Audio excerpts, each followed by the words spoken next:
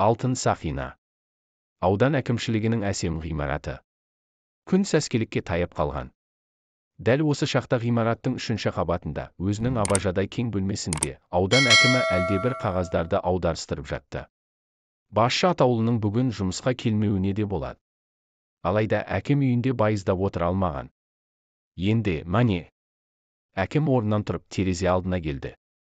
Сонау бар қиян шетте жасыл жондар, одан әрмен басын аппақ қар басқан биік таулар көзге түседі. Досымбек Жолтай көз алдындағы осынау сұлу суреттерге тамсана қарап тұрды да жеңіл күрсініп қойды. Кенет көзі сол қолының ортаңғы саусағындағы алтын сақинаға түсті. Сақинаның нақ ортасына қып-қызыл жақұттан жүрекше құйылыпты. Алтын сақина. Былай қарасаң жай ғана сары темір секілді. Ал үңіліп қарасаң. Әкім қараған сайын өн бойынан сағыныш лебі сезілген алтын сақинаны саусағына тап бір жаңа салғандай аялай сипап қойды. Жүрегі шым ете түсті. Кеудесін бір түрлі өкініш лебі шарпып өтті. Әкем әлденеге көңілі толмағандай басын шайқады. Өңінен кейістік табы білінді. Есіне жуырда өткен жай түсті. Ала қыстай бір орында отыра әбден іш құса болған әкем күнделікті күйбің тірліктен көз қашты болып, жалығып та қалғандай еді. Апта сайын Алматыға жол, ауық-ауық бас қосулар, түрлі жиындар, ертеңнен кешке дейін алдыңнан кетпейтін ала қағаз мехнаты мазасын май ішкендей етіп, жүйкесін тым жұқартқандай болған. Іштей жас шықса жайлау барып, еркін дем алып, бой жазар сәтті асыға күтетін. Сөйтіп, сағынтып жеткен жайсаң жаздың алғашқы айы да аттай шауып өте шыққан. Содан шоласы әйтеуірі бер тиіп еді. Әкем шопырын ауылға қалдырып, машинаны өзі айдап жолға шыққан. Діттеген жерінің бәрін шолып шықты. Өзен бойына тоқтап, тау суының ағысын тамашалады. Шұңғыл-сай, терең өзекшелердің қолтығын қытықтап, бүлкілдеп ағып жатқан қыз бұрын бұлақ суын таусап ішіп, мауқын басты. Замандасы Шопан Епсейіннің үйінен түскі ас ішкеннен кейін де жүрісін тоқтатпады. Жеке шаруа қожалықтары қос тіккен араны аралады. Қожалық иелерінің жағдаймен танысып, ойына ортақтасты. Қажетті дегендерін қойын кітапшасына түртіп те қойды. Тасбұлақ өңірін аралап, енді ой жайлауға бөктерлей бергенде, машина шағын өзекшеге тірелді. Өзекшенің жағалауы сыздауыт, ойпаң, ал ортасынан шүлдірлеп жетім бұлақ ағып жатушы еді. Бергі жақ тепсеңде киізі тозып, оңа бастаған қоңырқай үй көзге түседі. Киіз үйдің оң жақ бүйіріне кенеп шатырша тігіліпті. Үрген ит, арқандаулы бұзау, 2-3 ұсақ баланың қарасы шалынады. Киіз үйдің есігі айқара ашылып, балпанақтай әйрі денелі, жастау әйел шықты да, машинаға күн сала қарап, тап бір ескі танысын көргендей, кел дегенді мен айтып қол бұлғады. Әкім бір қарады да мырс етіп күліп қойды. Әй, даланың ақпейіл әйелдері әй, қашан көрсең осы, кел дейді де тұрады. Кел. Әкем тежегішті басып, машинаның жүрісін баяулатты. Үйге айналып барар жол сәл төменде, қиястау екен. Сол енге баруды қиынсынған әкем машинаны төтесінен туралай тартып еді. Салуын салдау, бірақ машина құрғыры шағын өзекшенің табанында жылтырап ағып жатқан суға тұмсық тіреген бойы тұрып қалған. Жүріп кетпек болып әрекет еткен сайын дөңгелектері тастабандап, жерге сіңе берген. Әкем басын шайқады. Қап, осы жүрісім бекер болды-ау, алыстау болса да жолменен жүруім керек еді. Әкем малшы үйіне жаяу беттеді. Амансыз ба? Деді әйел салған жерден іш тартып, жарқылдай сөйлеп келіңіз. Аманшылық, өздеріңіз де есенсіздер ме, деді әкім. Әйел самбырлай тілі қатты. Бәрі жақсы, Алла деп айран ішіп, Құдай деп құрт қайнатып жүріп жатырмыз. Оларың жақсы екен. Мен де бүгін демалыс күнім пайдаланып, малшы ауылын аралай шығып едім. Осы араға туралай тартып едім, болмады. Қараңызшы әнеки, машина сазға батып, шоқиды да қалды. Біздің үйге деп әйел еркелей тілі қатты, тек ниеті түзу адамдар ғана төтесінен келеді. Сіз де сондай жан екенсіз. Болсын. Машинаны батпақтан шығару түкке тұрмайды, ал үйге жүріңіз, ас ауыз тиіңіз. Әкем енді әйелдің жүзіне шындап, зерттеп қарай бастаған. Қара торы. Толық кезінде екі бетті нарттай қып-қызыл болуы да мүмкін. Қазір толыға түскендіктен, оның үстіне үнемі қыр жайлап, шет қонғандықтан өңі тотығып, қара қоңыр тартыпты. Көз жанары ашық, аялы. Алтынмен апталған күрек тістері де әйел сөйлеген сайын, күлген сайын ерекше сән беріп, жарасып тұр. Әйел тақымдай түсті. Жүріңіз, үйге кіріңіз. Әкем үйге кірді. Әкем қойшы әйелі Бибімен емен жарқын сөйлесіп, мейірі қанғанша шай ішті. Әңгіме ұзарған сайын әкем мен қойшы әйелдің арасында бір түрлі жарасымдылық, түсіністік пайда болғандай еді. Сіздер ылғи қаланың гүліне көз саласыздар, деді әйел кезекте сөз мәуреті келгенде еркенси сөйлеп, олар, мүмкін, химияланған, жасамалы гүл шығар. Ал біз даланың таңғы шықтай тап-таза, мөп-мөлдір гүліміз. Нағыз жігіттер ғашық болып, қызыға қол созатын құмар гүл. Мал баққанымызды тіпті осалдық дей көрмеңіз. Әнші сахнада ән салады, әртіс түрлі ойын көрсетеді, ал біз мал бағамыз. Сәбит Мұханов тілмен айтқанда, залы аспан, сахнасы сұлу дала, әртісі миллионнан мол театрдың өнерпаздарымыз. Мал бағу атадан қалған тарихи өнер. Біз оны мақтан етеміз. Сол үшін де біз кіммен болсын терезесі тең дәрежеде сөйлесеміз. Әкем үнсіз бас шұлғыды.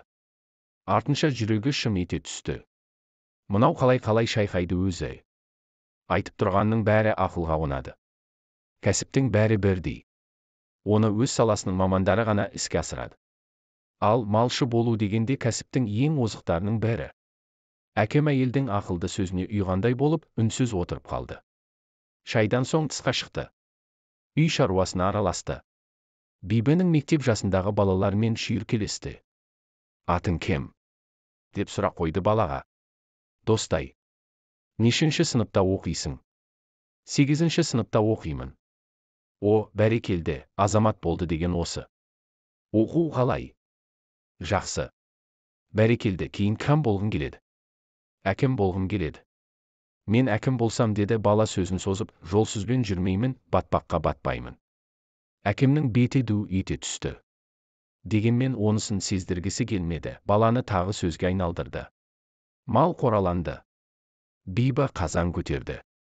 Жуырда сойылған, сәл сүрленген қойдың еті былқып піскенде үй иесі қапан келді. Алды ашық, ақ жарма жігіт екен. Әкемнің келгеніне шын марқайып қуанып қалды. Әкемді күтіп, ас әзірлеп, бәйік болған әйеліне де дән разы.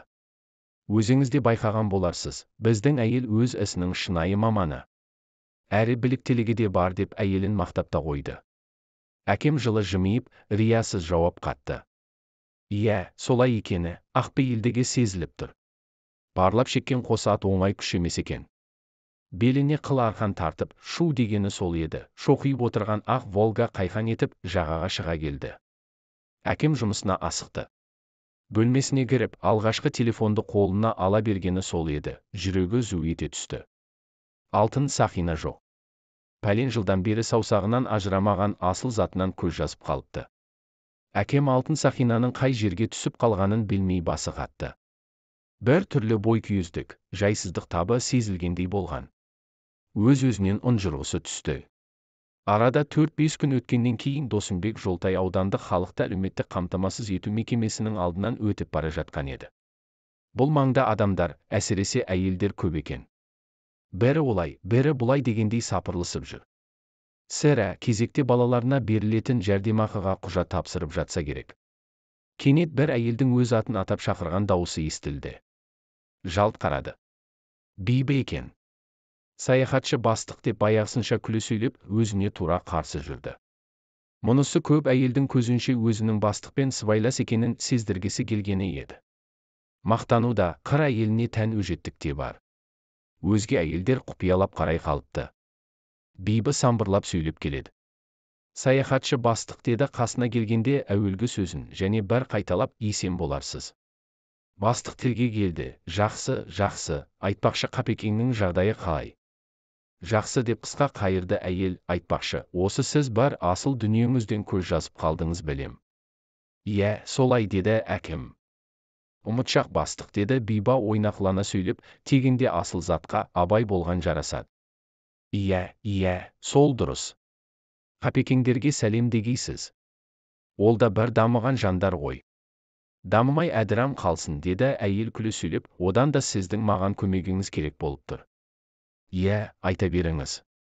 Айтса мынау деп қағазға ораулы, мөр басылған бір бума қағаздарды қобыратып қолына ұстата салды. Балалық ақшаның құжаттары. Соны өткізейін десем. Маған қалдырып кетіңіз, деді әкем. Хатшы қыз бәрін де реттеп қояды. Қашан қайтасыз? Машина болса тап қазір қайтар едім. Машина болады. Әкем осыны айтты да телефон құлағына жармасты. Шопырына әйелді үйіне жеткізіп тастау туралы тапсырма беріп жатты.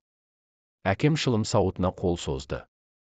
Шылым тұтатып жатып тағы да саусағына көз жүгіртті. Есіне Айтолқын түсті. Аяулы жары. Дәрігер. Оқуын бітіріп, ауылға келген жылы бұл қатты сырқаттанып еді. Айлап емханада жатқан. Айтолқын да сол жылы оқуын тауысып, ауылға жолдамамен дәрігер болып орналасқан бет екен. Мұны Айтолқын емдеді. Аршылған жұмыртқадай ақ құба, бейнелі келісті жан екен. Толқынды қара шашы, мойылдай қара көздері кімді болмасын еріксіз елең еткізгендей еді. Екеуін емхана табыстырды. Енді сол қимас сезім, ыстық іңкәрліктің куәсіндей болған алтын Сақина жоқ. Көңілі күңгірт тартты. Жаны жабырқады. Өзін саудасы тарқаған базар, не болмаса құсы ұшып кеткен айдың көлдей тым пәс сезінген. Сақина жайын Айтолқын сезіп қалса, яки сұрап қалса, не деймін дегенде тіптен басы қатты.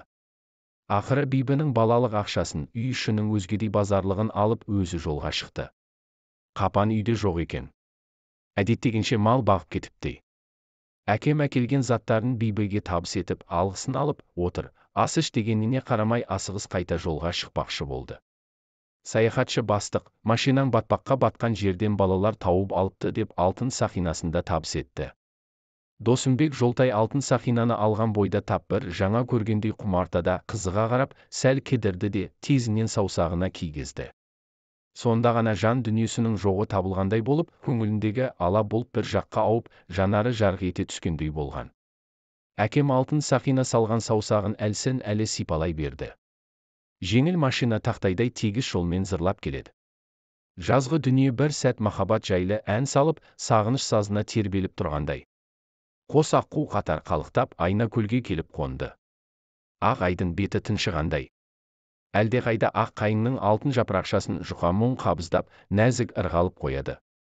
Әкем де бір түрлі сергек, қуақы еді.